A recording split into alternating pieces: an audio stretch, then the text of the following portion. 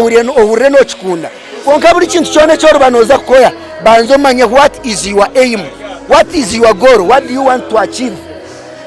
Nyewe ekinkwenda ku achieving cyo kubanza no kurenga bayanga comedians batunguka. 2 investment, because hata kuba yivura hata kuba shows ntu batakora ito tukorana nabanda batwetorira abo kwetorero mu entertainment baba batakora konke cyakasha tokusheka nukuyamba kuchendeza stress ya man omubantu. So I don't take it for granted. Umuntu nabayine stress za TikTok nogera bwaci umuntu nabayine so ntuzagumiza mu buyago ntuzagumiza mu kusesyoku kureba ngo twahiringe ntumaya abantu abarukubi. Yes, alright. It's Ankole Media. I think this and it's a one savage on it. Nanya mazina bangeta sparks kandi ejesha hatulia new bump hotel omuri rubare umuruntungamo kandi tutura hana bondizo muntu wena baturana bwa Kachaina. Thanks for making history. Think first things first. Wo bare kora history. Mwe bare kunkwasa ruhanga ni musima ruhanga fasti na yebare kumpera cyo kubanza kunteka mu talent eje yo kusesya konkana no kunteka mu mujinya ubwo koresha intu nkeshi kandi akagaraka kanyamba kikaba successful. So ekintu kujira ko achireba wakoresha chamani by the way about ya performing ochihire nkayi kufuna that ziri yo gukora comedy koze ekintu cha music nyingi kusanga no kora such a show ukakora full house kana arebeje barani mpango munaka kusanga funa such numbers inspiration ejeje ngo otandike comedy something like night ya comedy cyo kubanza kunahereze kudiscoveringa kumanya ngo talent yanjye no kusesa no chimangu ndio mwesongozi konka percent nka 28 ndi comedian so rede nkashanga ranga yachintekamu na chongeramu na fayo na yefereza konka atachibenchi buramu ndukura ryibanza ebyo kwenda kureba ngo ninsesi abantu konka na demand y'abantu orukuremba jangona totandikira ono muri nkore mazima so nagira kandi ntandikire kunuya omurubazu mpacheregetere then meanwhile ndukujana ndikwetegerezamu obunto bucyo buntakamanyire obuntakacengire na speed y'inkwenda tukoreho n'aba comedians n'abantu then naza kuchisyo mu center omuru imbara site ntiza kubakira cyango munonga so ejo passion weri kandi ne kuchikora abo kuba nikinkakataho if I happen to be one of the biggest comedian in the region then nkachecheka achiza hosho bakapangisa nyonyenka ni mantari ye nintungura ki konka mbendemirwe ebebi nibyo mwabinte bindetire ayiwere kandi za kweta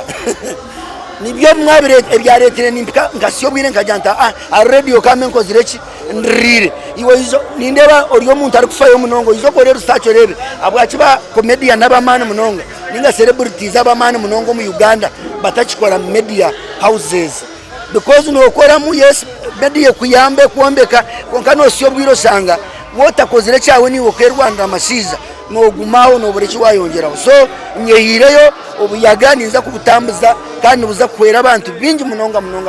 so of course Obuyaga ho kutwabureba bit bayira wonya nabanza baza bashobore Obuyaga bwa Kachaina cyo nico ki Obuyaga nekigambo cyo Nyankore kokabo ujyango hatabana barwo munasare baryo muse onboarding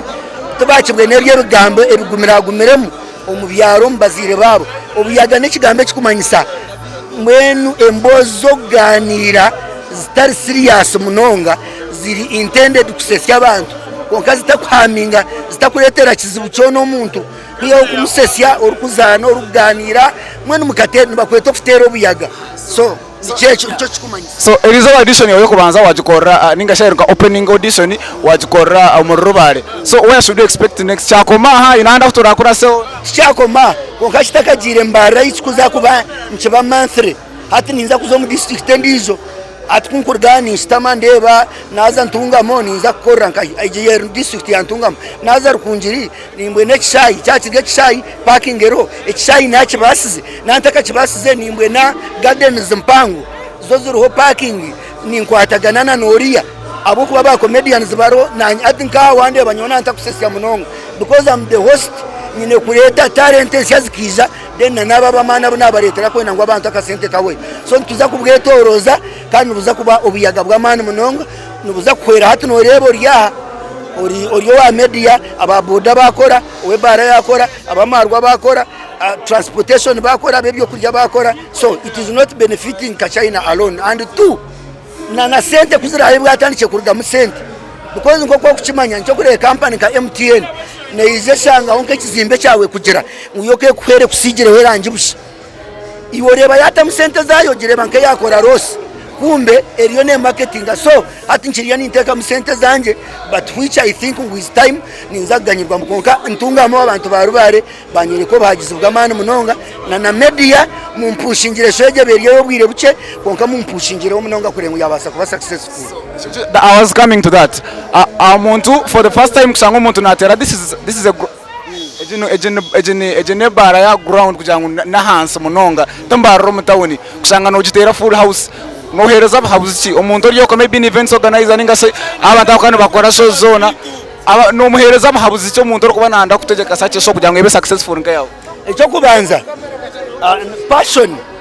passion chine kube kintu kikuru munonga kujangu kintu ohurire no kikunda konka buri kintu cyone cyo rubanoza kukoya banzo manye what is your aim, what is your goal, what do you want to achieve. Nyewe ekinkwende kwa achieving cyo kubanza no kurenga bayanga comedians batunguka. 2 investment because hata kuba byivura hata kuba shows ntu batakora ito tukorana nabandi abatwetorira abo kwetororo mu entertainment baba batakora konke cyakasha to kusheka nukuyamba kucendeza stress ya man omubantu. So I don't take it for granted. Umuntu nabaine stress za TikTok nogera bwaci umuntu nabaine so ntuzagumuza mu Obuyaga ntuzagumuza mu kusesyoku kureba ngo twahiringe ntumaya abantu abarukubi investment zatambura then yanga comedians bargayo baba branded kubaheza kuba branded nabo batandika kuba ba brand ambassador batandika ganyirwa mebintu byinji yatogwe no mureki kumugwisira runu comedy ni talent nanda kuzomu kamera kurengo ya promoting ekintu cye so aba upcoming not comedians only konkana beshongoza batomba kubamba tungiraho platform kandi ntiza concentrating okukira kunuyo muri omurrume orinyakitara noreba hatu wari ababaroni bingi owa Kampala yariyo but because numuhango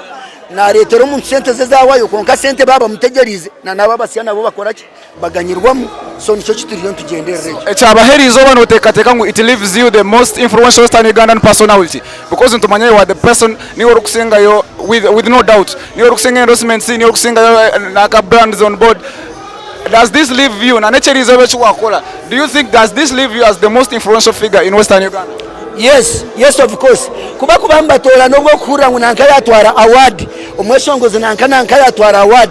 na shoze za kubatebekanise nibakora ki nibazibara konka ware bito nyonka twara award ya comedy store kandi ntakukira kukora ki kukora shows hati nchimanyisa ngwi ino wajireba inariye nakujireba inariye nakujigamba inariye nakujigaya but in the due course so nene yongera kutambura ayimbe ntakuza abaye batakumanya muntu basa kurgayo twere nergayo so of course tinkuhamya tinkuchigamba in a bad face because na nezi kamera zindo bakama bazo bine following konka twikirizane ngobwiro bumaziremu na experience yinyine omuku influencinga nimbanyine ho upper hand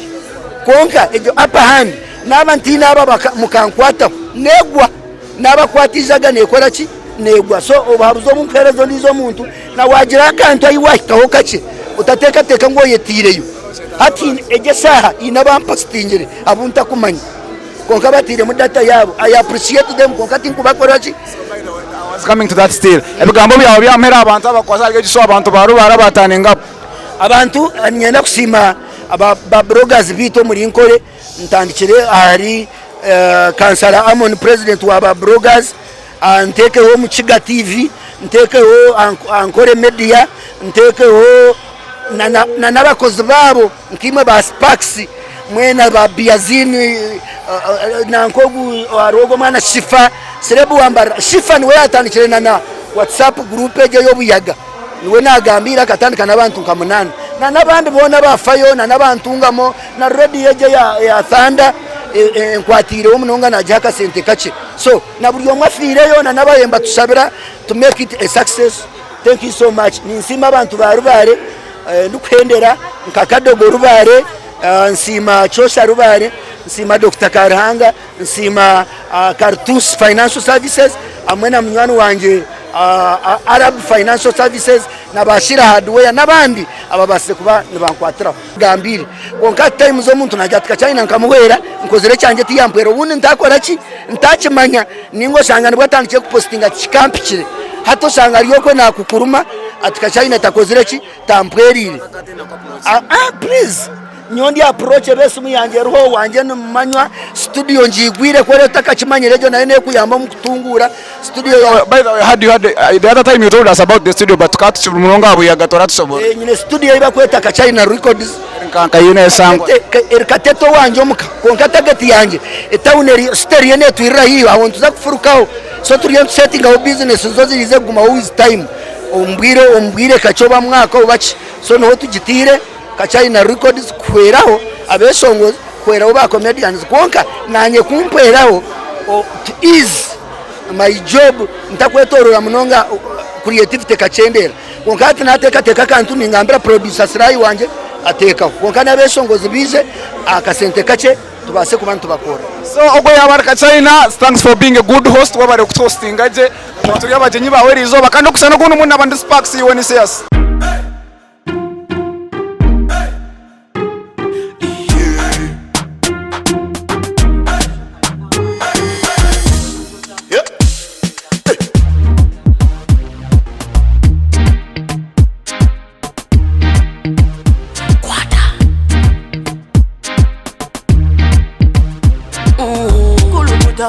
Selecta, kuluta ningale kale.